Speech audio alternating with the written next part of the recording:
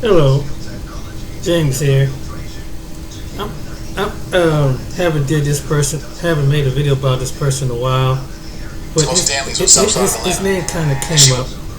So his name is Jay Morrison, and I've seen a couple videos, and it's interesting how the ending is coming to behind his Tulsa real estate fund. And I'm gonna let you. I'm gonna go ahead and I'll make my commentary afterward. I got a couple videos on it. It's like, man, I say your name. Some people are like, wow, you know Jay Morrison? And some people are like, I don't know about Jay Morrison. That sharply dressed and charismatic gentleman is real estate tycoon Jay Morrison, aka Jay Mr. Real Estate. Part of his appeal is how much his story represents not only the started from the bottom mentality that riddles hip hop, but also the much sought after American dream. Alright, let's just cut the crap and let's just get to the point. You already know why we're here. Mr. Jay Morrison has just filed for bankruptcy. That's right, the Tulsa Real Estate Fund is now bankrupt. He lost all of the investors' money. Good evening. Dear Tulsa Real Estate Fund investors, it is with a heavy heart that I must inform you of the imminent closure of the Tulsa Real Estate Fund, also known as TREF. Today, the Legacy Center, which is also known as the Black House, was listed for sale. This is the fulcrum that Jay Morrison has been avoiding because it solidifies the sinking of the TREF Titanic, an embarrassing performance of the fund, and him as its sole manager. Despite our collective hopes and efforts, the fund's financial situation has deteriorated to a point where liquidation is the only viable option. As the lead investor with $40,000 at stake and a fellow real estate developer, I've been closely monitoring the situation and conducting extensive research into the fund's operations, which can all be found at www.tulsarealestatefraud.com. That's tulsarealestatefraud.com. Over the past year, I've made numerous attempts to communicate privately with Jay Morrison, the fund's manager, to address concerns and seek clarity on the fund's status long before it got to this point. However, our requests for meetings were repeatedly ignored, leaving me with no choice but to share my findings publicly to ensure that all 15,000 investors worldwide are informed about the actions of the fund's management. Based on the limited information available from the fund's outdated SEC filings and a recent investor call on April 2nd, 2024, it has become apparent that Jay Morrison is proceeding with the liquidation of the fund. The decision is a direct result of the fund's near bankruptcy status, driven by mismanagement, excessive operating costs, and questionable investment practices. At its last State of the Union address on August 11, 2023, the fund only had $575,531 in cash, which has likely been depleted by now. The Legacy Center, aka the Black House, which was owned in cash for a better part of the 6 years, was refinanced, which allowed Jay Morrison to extract another $1.5 million from the fund to cover significant operating losses and his sizable management fee. As investors, we must confront the harsh reality of this situation. The probability of recovering our investment capital is exceedingly low, and the fund's remaining assets are insufficient to cover its liabilities. The most egregious violation appears to be the purchase of Jay Morrison's personal residence using the fund's money through an anonymous LLC, as well as a one-sided agreement for the adjacent 27 acres of land which he will personally own and retain for his family when the fund shuts down and cannot act on the fund's right to develop on that land. While the TREF subscription agreement granted Jay Morrison significant control over the fund's operations, it doesn't absolve him of his fiduciary duty to act in the best interest of the investors. The evidence we have compiled strongly suggests that he has violated this duty through self-dealing, misappropriation of funds, and gross negligence. To address these issues, we have filed numerous complaints, hundreds of complaints, with the SEC, or Securities and Exchange Commission, and the Fulton County District Attorney's Office. However, the lack of transparency from these agencies has left us uncertain as to whether our concerns are being properly investigated. The DA's office in particular is currently preoccupied with very high-profile cases which may delay any action on our behalf. In terms of our next steps as investors, many people want to do a class action lawsuit. But class action lawsuits are primarily for going up against big companies that have a lot of assets to draw from on their balance sheet. In this instance, family, there are very few assets to recoup in the Tulsa Real Estate Fund, so that would be a waste of time. In light of this, I believe that our best course of action is to mobilize our collective voice and draw attention to our plight. I'm urging all TREF investors to record short videos sharing their stories and experiences with the fund. By posting these videos on social media and tagging the Fulton County DA's office, which is at Fulton County DA, we can put a human face to the thousands of individuals who have been negatively impacted by this situation. If you're willing to join in this effort, please structure your 1 to 2 minute video as follows. 1. State your name, city, and profession. 2. Share how much you invested. 3. Explain why you chose to invest in the Tulsa Real Estate Fund. 4. Express your feelings about the fund's collapse amidst one of the greatest real estate booms in history and how your money was used to purchase Jay Morrison's personal residence and the surrounding 27 acres, as well as to line his pockets through management fees and questionable deals with his other companies. And 5. Clearly state what actions you would like the authorities, the SEC or DA, to take, given that the fund remains very little assets to recoup. I'll pause for a second so you can take a screenshot of this, and I encourage you to record your video as soon as this presentation is over while it is top of mind. The more stories we tell, the harder it is for them to ignore us, and the more likely it is that an investigation will take place and justice will be served.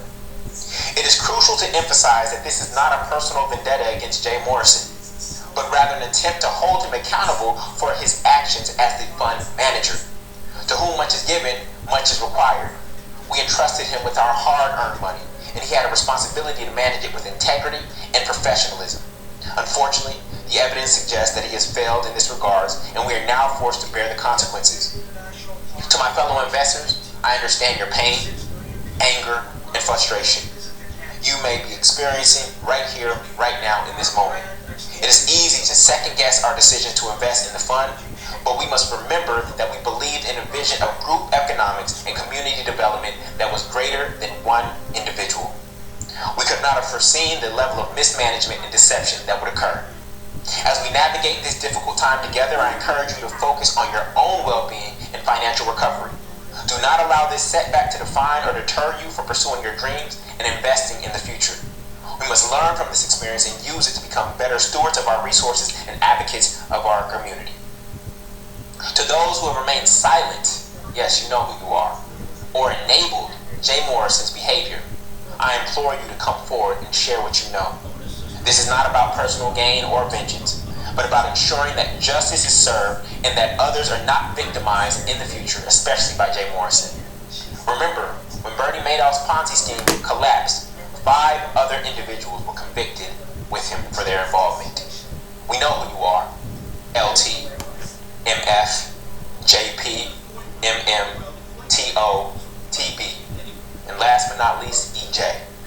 Your names appear on the fund's website in addition to the SEC filings, and you are in photographs and videos. I urge you to come forward with what you know and clear your name before any potential investigations commence. EJ, Jay Morrison's wife in particular, we call upon you to provide proof of payment for the 50+ hours you spent using the fund's podcasting studio to record your It's Negotiable podcast. With the going rate for studio time in Atlanta at about $75 per hour or more, we demand transparency on whether you have been using the space for free. The money is negligible, but if there is no evidence of payment, it further highlights Jay Morrison's lack of integrity and effort to make the fund successful. The people deserve answers, and this matter is non-negotiable. It is bitter irony that the Tulsa Real Estate Fund, named after the tragic destruction of Black Wall Street in Tulsa, Oklahoma, by a white mob, has been burned down from within by a black man who exploited the legacy and the resilience of our ancestors for his own personal gain. This is a painful reminder that we must remain vigilant in protecting our communities from those who seek to take advantage of our trust and aspirations. Unfortunately, all skin folk are not kinfolk. To the investors who may be experiencing feelings of shame or embarrassment, I want to assure you that you are not alone and you are not to blame. It is natural for your friends, family, and followers to question your judgment, and in the wake of this crisis, but I urge all of them to refrain from saying things like, "I told you so," or attacking your intelligence. We made a good faith investment in what we believe to be a promising opportunity for our community. The fault lies with those who abuse our trust, not with us for having faith in the potential for collective economic empowerment. We invested in the right asset class, which is real estate, with the wrong asset manager. I'll repeat that. We invested in the right asset class with the wrong asset manager.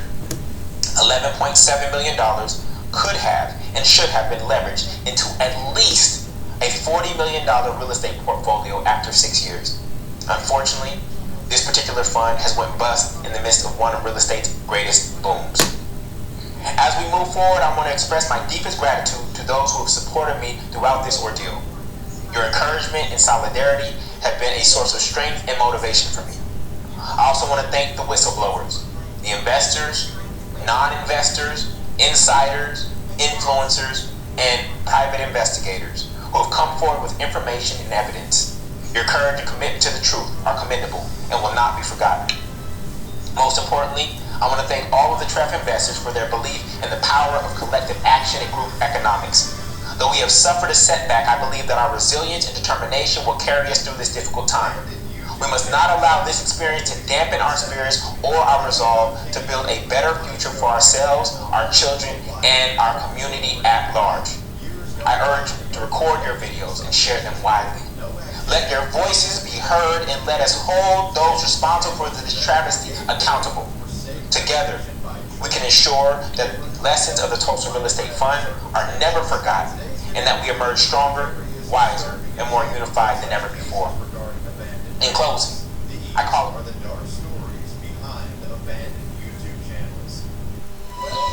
Ah, it's spring. Everything's fresh and new. Shouldn't you?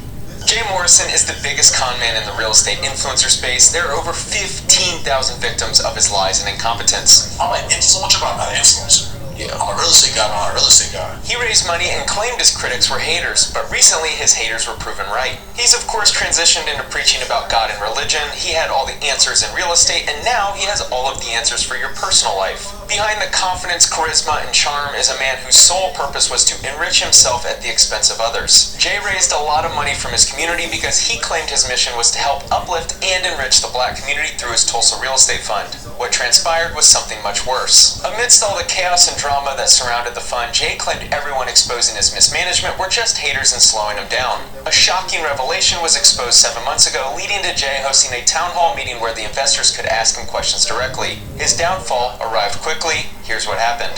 Jay Morrison likes to LARP as a real estate investor mogul. It's an emerging company, just 4 years old the fund and 3 years old our building.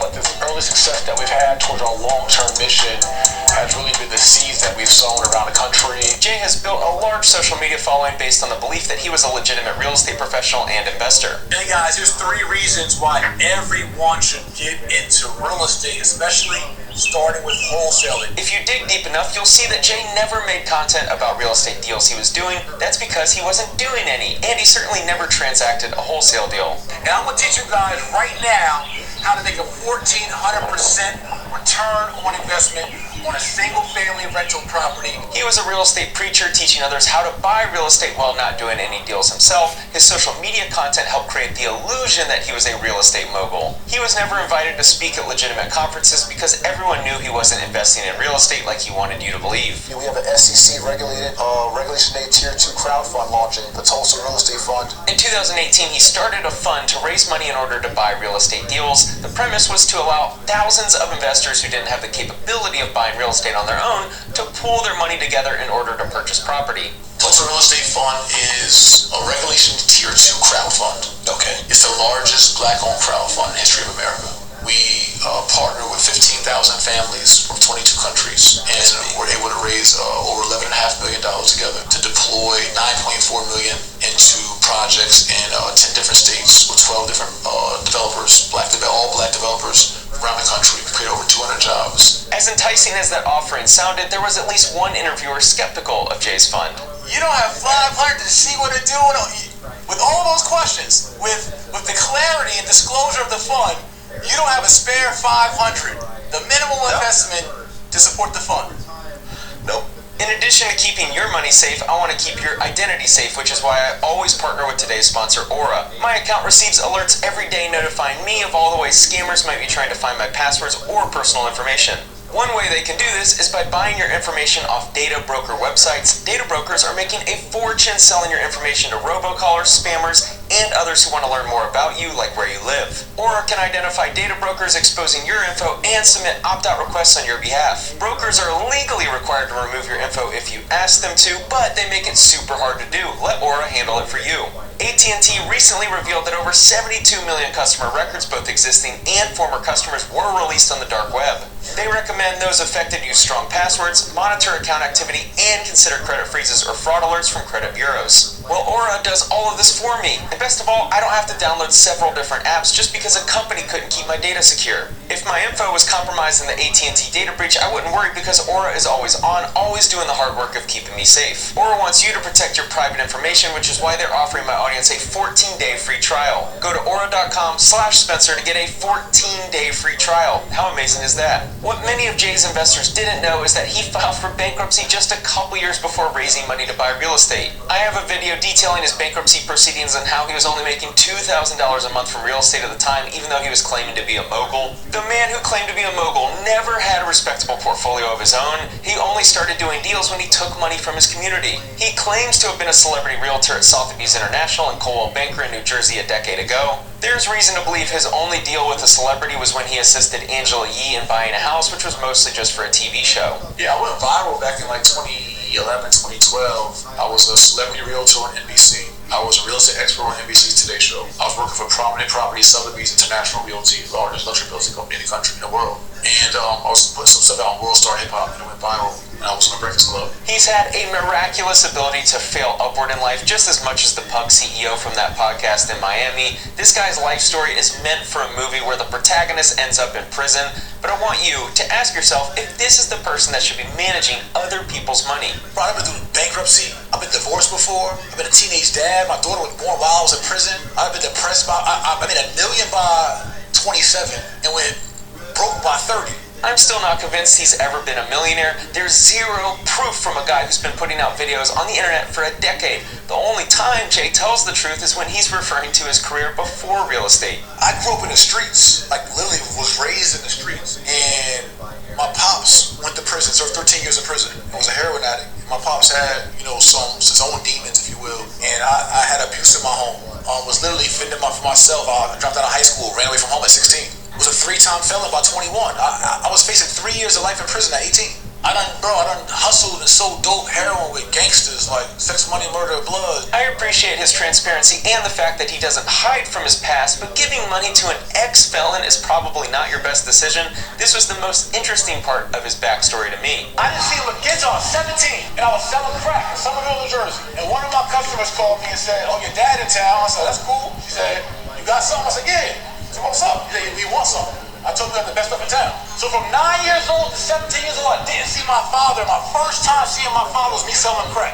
His upbringing was certainly not as privileged as mine, which I do recognize, and his story would be incredibly aspirational if he wasn't still a street hustler. He's still selling a highly addictive product, the idea that you're going to buy real estate by giving him money. So I've educated over 500,000 students in the last 10 years. The only thing Jay Morrison has done in the real estate industry is repackage info he read in a book and instruct people in his corner classes. Been known for his legendary corner classes. I'm talking about has gone across the country a number of times educating us for free. 66. And I'm talking about 66 His whole neighborhood is on the corner, though. Cities. He was always a fake guru, but there's nothing wrong with teaching others the basics of real estate for free. He seemed to believe that teaching people basic financial literacy was enough to consider himself a mogul. I feed him all this financial information for a decade now, right? I give us game. Can't nobody say I don't give us game. I give us game. He created the Jay Morrison Academy, which was his only income source in real estate. Unfortunately, that led him to believe he could successfully run a real estate fund. Oh, how wrong he was. What's one of the biggest things that you've done to help somebody that had money to accumulate, more money? That's a good question. I mean, I've given a lot of I held a mansion mastermind. This question and answer was the most telling aspect of Jay's guru persona. After having a fund for 5 years, his only response when asked about making someone else money is that he held a mastermind in a mansion for Carrie Hilson. His course sales were his only income for many years before the fund raised money. The dude claimed to be an expert in real estate business and credit. They claim to have had 80,000 students. If that number is accurate, Jay Morrison probably made over $5 million from being a guru while making $2,000 a month from his real estate empire. Last summer, he spoke at an event in Washington, D.C. where they were charging $300 for a ticket. Social media has been a turbo booster for con men like Jay Morrison to make more money than you could ever imagine. Even with numerous YouTube videos exposing him, people still wanted to believe he was a mogul and paid to listen to what he had to say. In his school community, he posted the other day that he's delivering a keynote address today at Morehouse College at 6 p.m. for a select group of aspiring entrepreneurs. Who is still paying to see this dude speak? Do you not do any research on your speaker and mentors? No, Everyone that had loved me had turned their back on me. It was no more DJ Morrison. It was how far can we get away from him? This next segment will be a blast as we'll go through all of the comments Jay made towards his haters, and then we'll determine if those haters were correct in calling out Mr. Conman Morrison. I would not be who I am today and where I'm at today had I not had that trial period, that affliction period, that persecution period. Yeah. I was just another stone of the test. It's like what you made of. And what's so vindicating about it for me is like, when your software has to work perfectly, you may worry about not having the time or resources to get everything done. And what's so vindicating about it for me is like, what God shared with me at the end of the whole thing. Tony the Closer was the first one to begin speaking out about Jay after Conman Morrison stole $100,000 from Tony. No one wanted to believe Tony because of Jay's curated, squeaky clean image as the man helping out his community.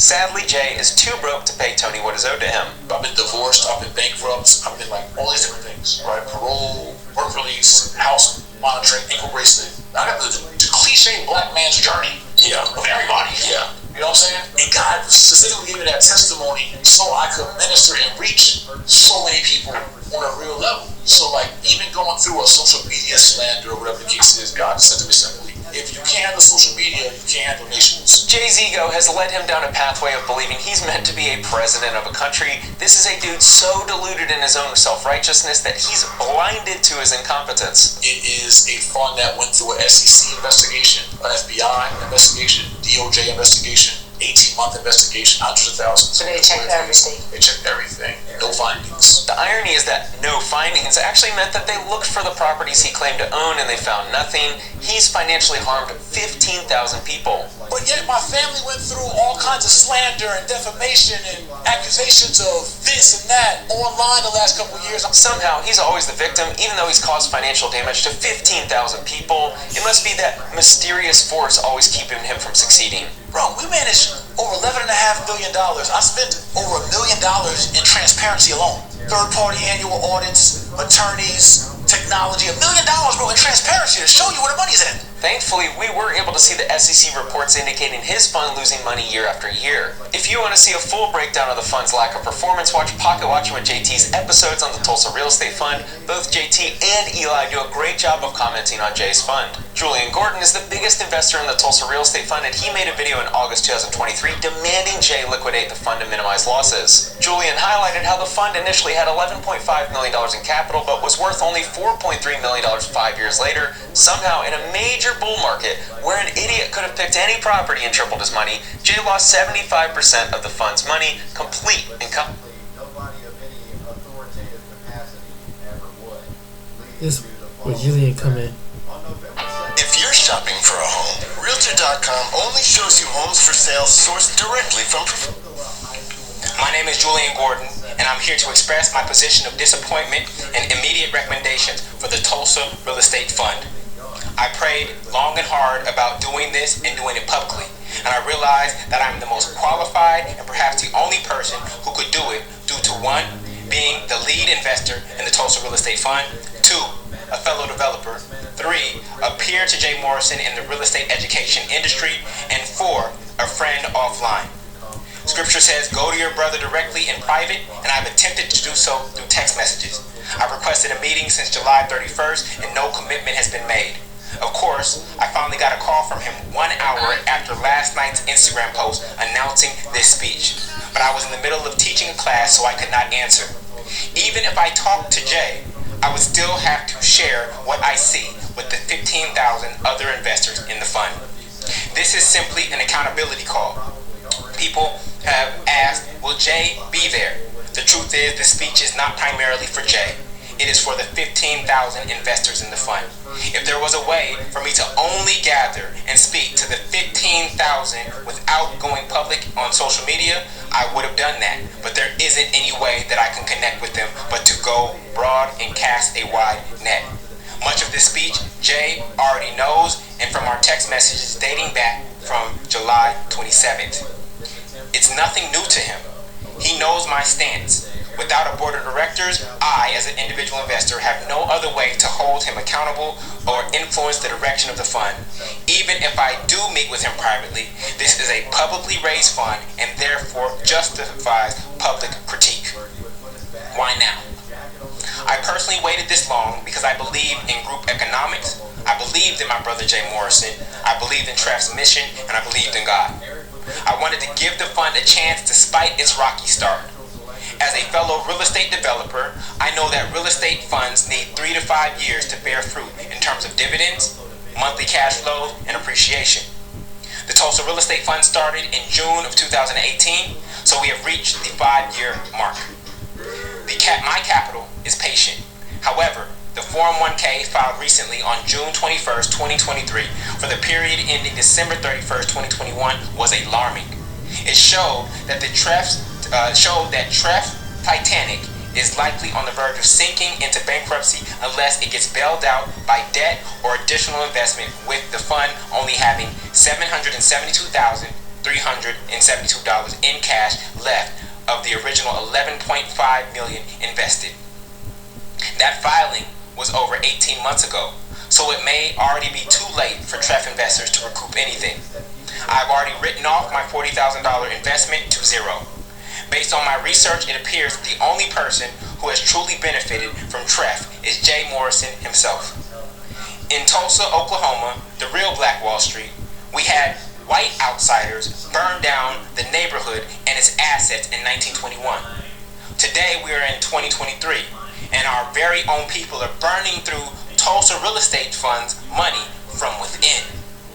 As a, not the, leader in this financial literacy revolution, I can't just sit around and watch that happen. We, as a collective, are afraid of accountability because we know that if I call someone out on their stuff, they or someone else is going to call me out on my stuff that's in the darkness. Nobody is perfect, so we tend to give others' imperfections a pass. Nothing changes like that.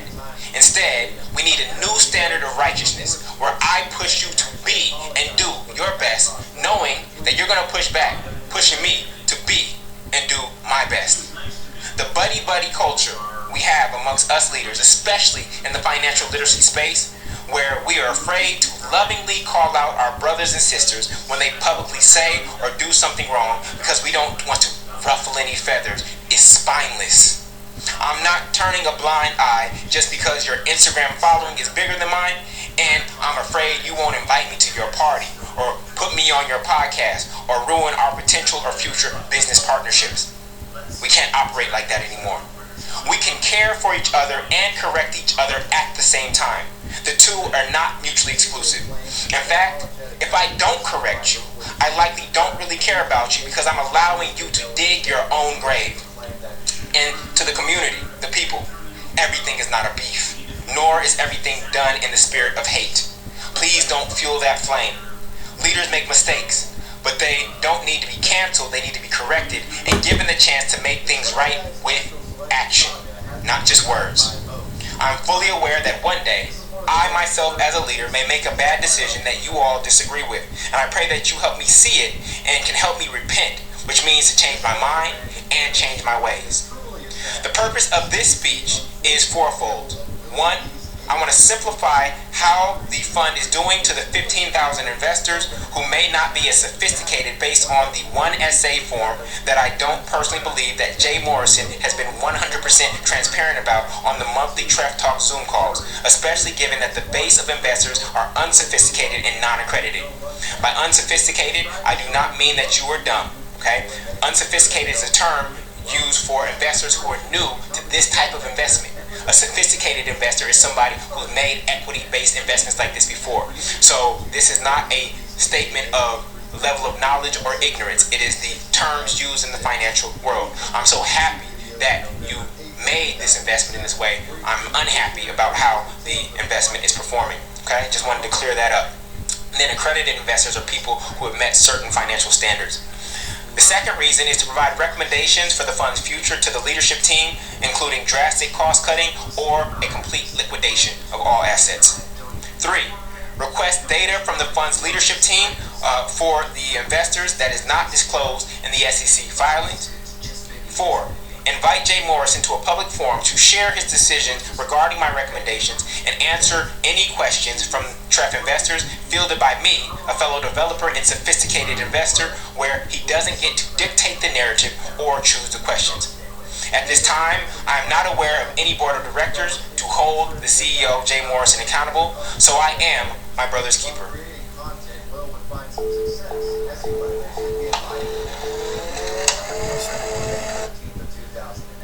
Okay, I'm going to chime in for a minute. You know, the problem is with some people, you know, and I think we should learn by watching other communities out.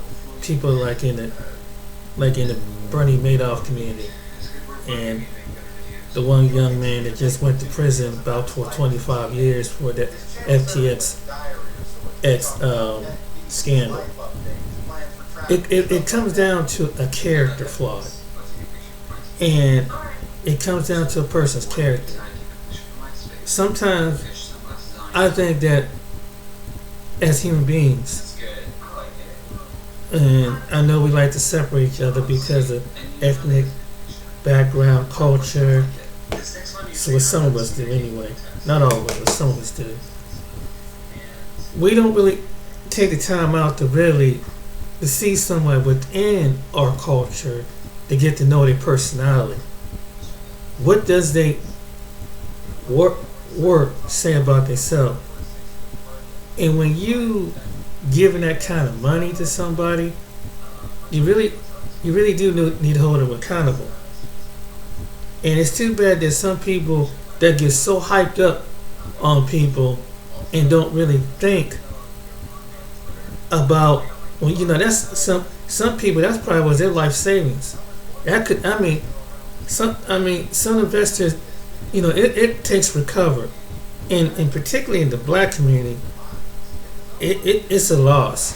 With some white people, they was able to get some of them their money back from the Bernie Madoff in his latest case, because they made them froze their access and everything, and he's able to return the people's money.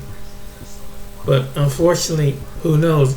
Jay might have most of that time to spend the rest of his assets out, and because it's been so long, and I feel bad for the investors. I really do. You wanted to believe in somebody, and it was pathetic that he used the people of Tulsa, Oklahoma name and that horrific act what happened to those people back then. That's even assault even enough. To prey on other black people's mentality. No, that's a very sensitive subject. That's very sensitive, because you know when you see the old films and you see it stirs something up in you. That would happen to anybody, but particularly in the black community. The black community has been trying to come up for a long time, and either come together as a group, and come collectively as a group. Because when you see other communities built up around America, you see in the Arab American community, you see it in the Asian Indian community, you see it in the Korean community, you see it in some Hispanic communities, you see it in some Jewish communities. That you see how the way they immerse and do business among you. There's other people come and do business with them, but you know it's too bad. And the money comes back, and they blossom able to have generational wealth. And it's a small percentage of us is doing it in individually, and but not as a collectively like you see the other groups of people done. And I think if anything, it's a learning lesson. And and unfortunately, you got some black people among us that take advantage of it, and they do that old swoon and talk and say, yeah, they know what condition it is, and they talk up the hype, and some people in the black community fall for the hype because all the fancy talk and all the sister girl brother man talk, and you don't get a chance to see the character and sit back and see the characteristics of a person. And because I think with some of us, we've seen a lot of injustice when it comes to business, when it comes to employment, when it comes to when it comes to everything. They try to put black people on the last of everything, in any business or any entrepreneur opportunity. We try to rise up, and some of us have the heart to go back and want to help someone rise up, but some of us don't.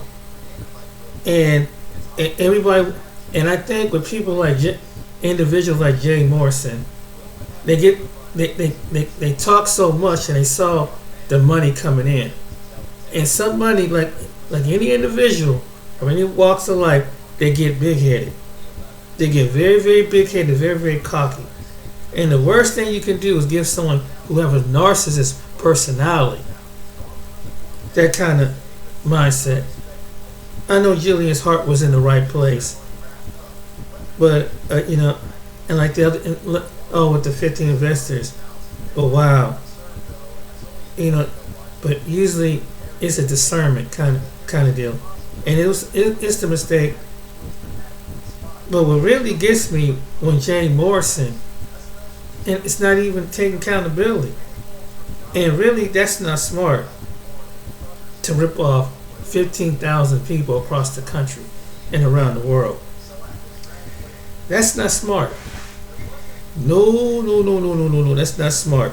And think you're going to one day get away with it. It's going to have to be a heavy price to somewhere along the line. He's going to be confronted. You can't hide forever. And at least admit that you're wrong. I think if you try to make a way and just admit that you're wrong, I think that would somewhat do a little bit deal, but it's just like, okay, I found God and that's it. But have you tell all your side story, but you haven't really repented what thousands of people you've heard it. You have made a public apology. You went out there and you put your team together and you convinced them. And I remember that time back in 2018, they was really selling it, man. I mean, they were overselling it. And I'm like, something just isn't right, man. He's really overselling. Hey, try to put that typical, hey, you get this discount now because soon the fastest is going to go. Yeah, that's that famous sell pitch. And I knew something was wrong. He would just listen to they really overselling it too much. And it's just certain things you start seeing it. And number 3 is really see people who are grounded, who in the black community, who are grounded in efforts and building up the community. Personally, you might have to get some accountants, some lawyers in the black community, some people that have familiar with the laws, so you can have your own. Because somewhere along the line, some people might want to come in the midst of us and try to siphon and if you don't, they'll say that you discriminate against them. So you have to really, you have to really judge, because that's how they keep it on the low in these other communities out there. They found a way, and they reserve it up out there for them. But you don't see among us, among the other nations of people. and you probably see this in some parts of your state around the United States. But on the other hand, that would be the wise thing to do.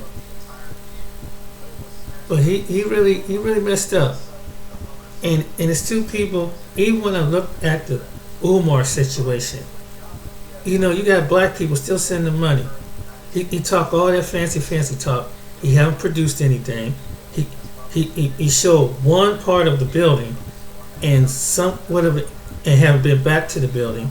Meanwhile, he's giving you outdated information that he haven't really researched and update on the psychology of child development.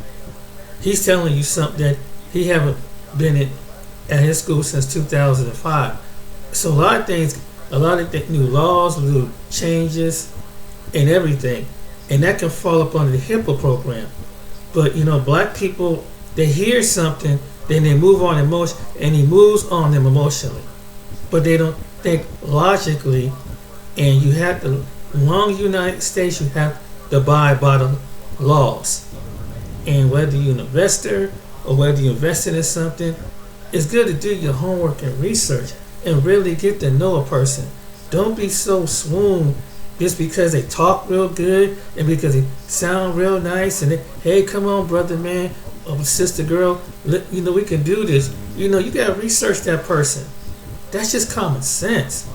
Some of us just need to use some common sense. That's all what it is.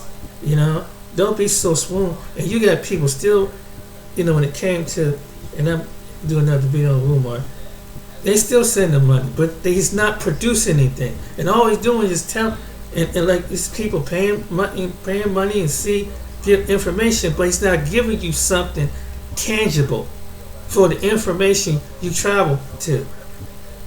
And is it legally in your state when it comes to your child? Same case with Jay Morrison. Have you checked out the legality of it? Have you did the research or go behind it just to make sure you're doing and dogs out your I's and Q's and A's?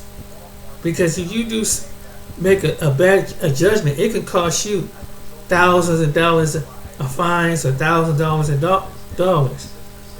And I look at these people like Jay Morrison in the black community, and it's just sad, man. It's really sad that, and it's a hustle that they found their way on the internet and know how to hustle, but they don't. And thank God for people like JT, the accountant, and other people that can they say, hey, something don't sound right when they do the books up, and you got the brother who was insurance King Kong. He does give you the in-depth on what the whole, when you put something together, what is the legal, so you can stay lawful and you won't be get audited by the government if something go wrong. And that's something you have to think about when you investing in something, or in something like a school project with the case with Mark Johnson, or invested in real estate with the Jay Morrison. You got to do your research, black people. Don't be so caught up with and I think that's the one thing I learned, how even in politics, how they move on black folks. They get a black person, get the talking points, and they wicking you down. It's like they use the same slot and game on you.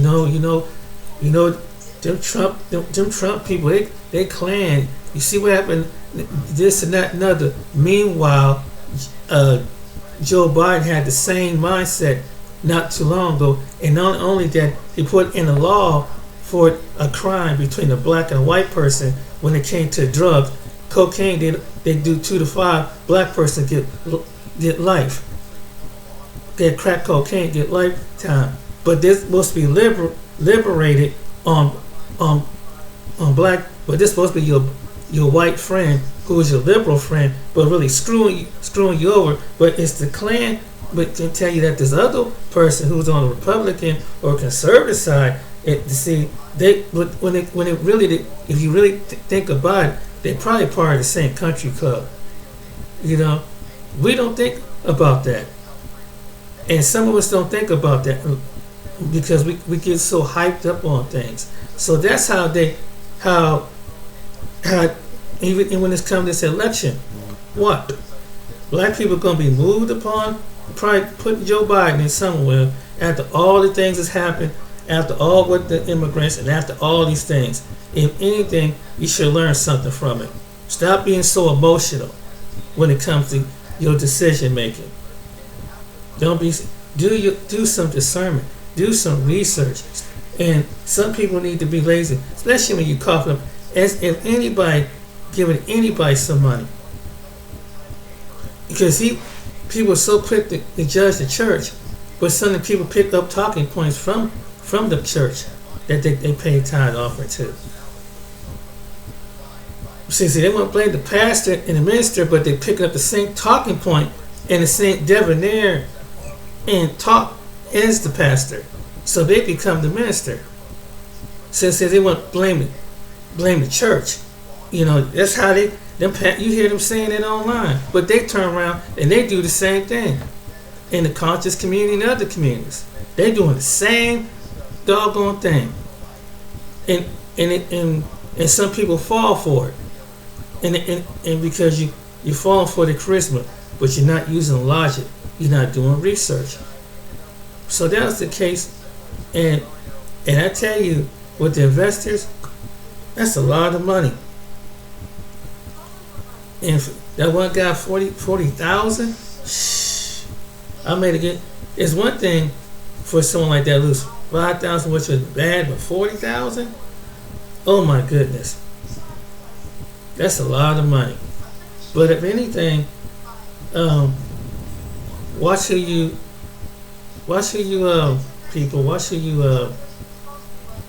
give your money to in the future. All right then. And don't let someone with anybody online. Get a second opinion. Don't be so swaying. You know, that's what I learned myself. Just because someone talk real good, don't mean that they're good for you. Don't mean that they have your best interest at heart. Because at the end of the day, this old saying goes, don't trust nobody but the Most High God, regardless of race, color, creed. Just because someone look like your family, look like your relative, you still have to go do some research. Because especially until you know for your sure, know for yourself, and especially when you invest in money. When you invest in any kind of money, hey, that's a lot of money. I mean, average person can't even lose that kind of money. Even when they're working, that's hard. 40,000. Shoot, just some was even losing a couple $100. It's quite a bit much. Let alone thousands or whatever. So hey, if you're gonna invest some thousands, you make sure you do some research. And shoot, that's a lot of doggone money for someone to take part of your life savings or your hard-earned money from your investments or your saving, or that's a lot. That's a lot of money. So make sure you check and research. And black people, you have to figure, if you want to build a black community, you have to do it logically and wisely. Because some people and you got to do it in a way to learn from the other communities how they did it. And do it under the table, but at the same time, do it legal way. So you can have some and build your own community around. And make sure the people you build with stay in agreement with what you're building with. That everybody's on board. Ain't no head Negro in charge mentality. That you have to be balanced and equal and work it out between each other. Because that's the only way you can. If you can find some individuals like that, you'll be able to build up. But if you got one person that as soon as they get some money, like any other individual out there of any race, color, creed, and matter, they get big-headed, they get money, they get arrogant with it and don't want to be accountability, like Jillian said. That's a character flaw. So, can it be done? Yeah, it could be done, but you got to find the right people with the right character to build up and use wisdom because it can happen. Can it be another particular bit of?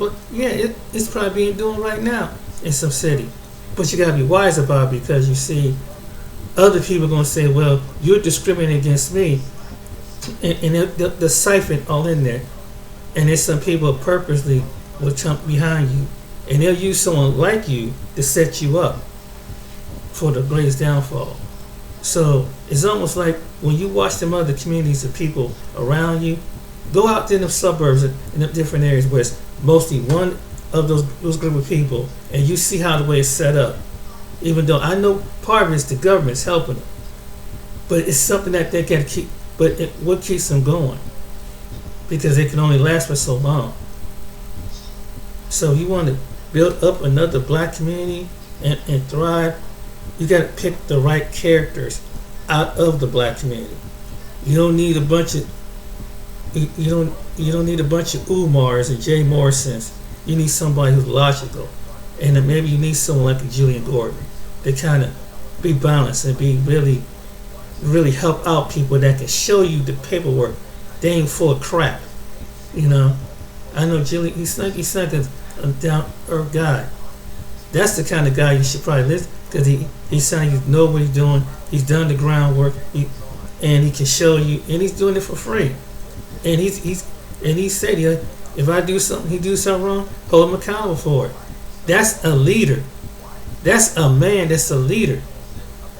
That's someone just sit up there and just, they're gonna duck and dodge, and then when someone talk to them, confront them, say, hey, what you doing with the project that we invested in? Just a case like Umar. Hey, what you gonna do with the school? Hey, why this ain't open? And it took you 10, 13 years, and there's no school. It's been a whole 2 or 3 generations of children already, and black people won't even see that. But he goes around the country hyping them all up, and no one is, and people would ask about him. He gets offensive. That's not a leader. A leader takes accountable. A leader will show you this is where the money goes. Not just talk it with you, show you on the graph, show you this is what we're going to this. People want to see.